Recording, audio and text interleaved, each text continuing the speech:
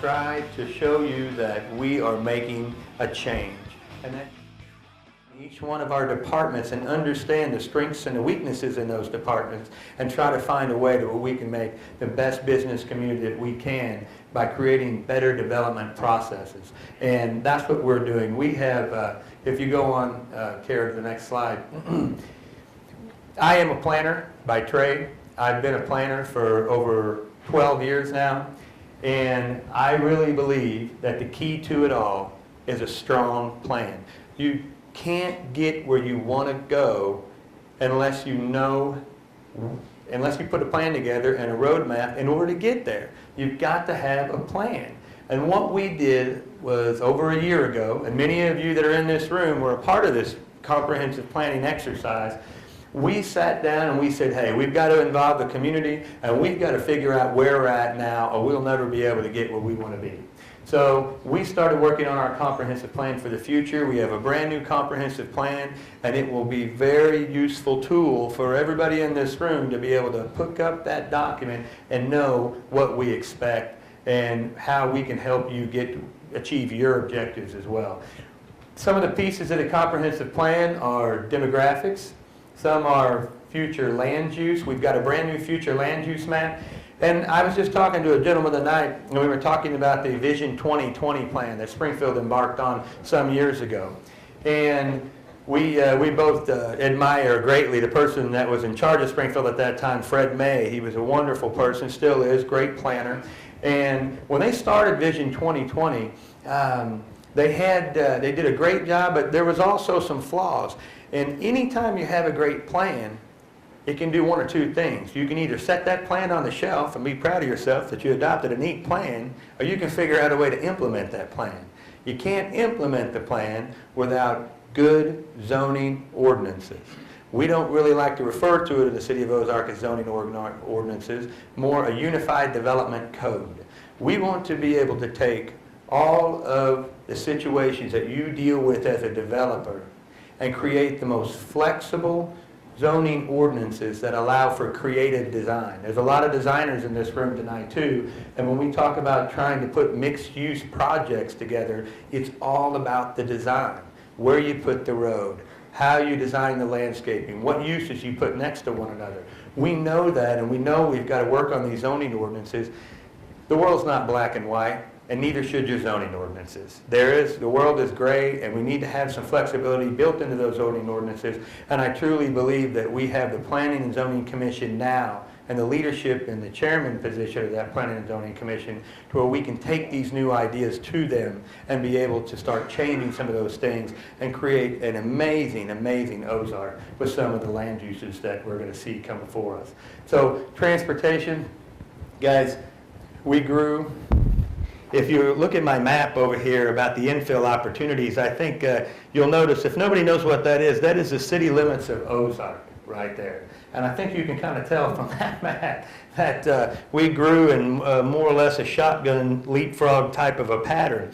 And when you do that, you put additional stress on your infrastructure that creates a situation where you cannot be efficient with managing that infrastructure. One of the main things, transportation.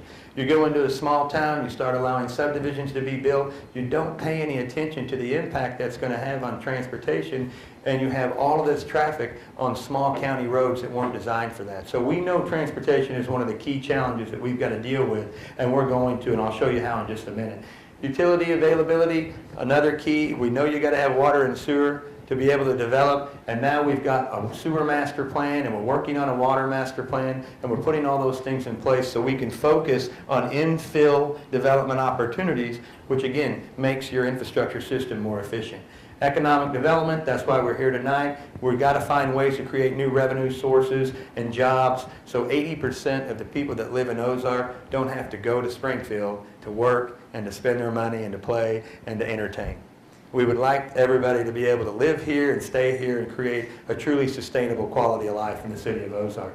And the goals and objectives and implementation strategies are all in here too. And if we go to the next slide, you're going to see that this is the way we look now. However, what we're trying to do is we're trying to, again, find those areas that we have. If you look at the map as well as either one of these maps, we have identified where the water and sewer serviceable areas are, and those are in those infill areas that you see on this map, and we can become compact and contiguous and focus on that, and I think that that also helps commercial development take place.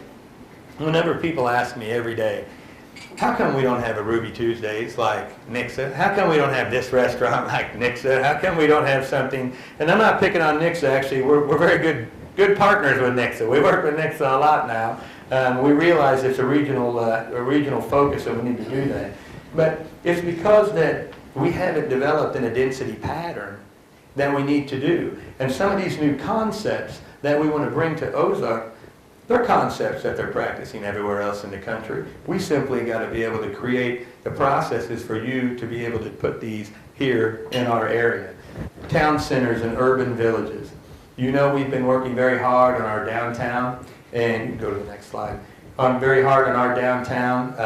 We are very focused, and we hope that we can be able to announce some very exciting things coming up in the next 30 days of what's going to happen to our downtown. That is the heart of our community, and we know that if we're able to revitalize our central business district, that it is going to make an enormous difference for the city of Ozark.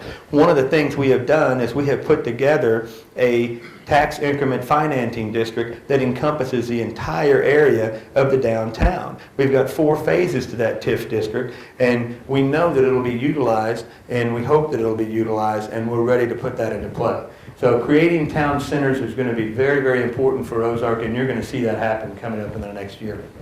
Mixed-use plan developments. Again, we were talking typical zoning ordinances say you put this here, and you put this here, and you put this here, and everything's supposed to stay away from each other, and you got to blend this into one and the other. If you have the right design, then you can take uses that may not be considered compatible and make them compatible. It's all in the design, how you buffer it, how you landscape it, how you lay it out. We're ready to start seeing some concepts like this, and we are going to rewrite our PUD ordinances to start allowing these types of developments to be proposed in the city of Ozark. And you can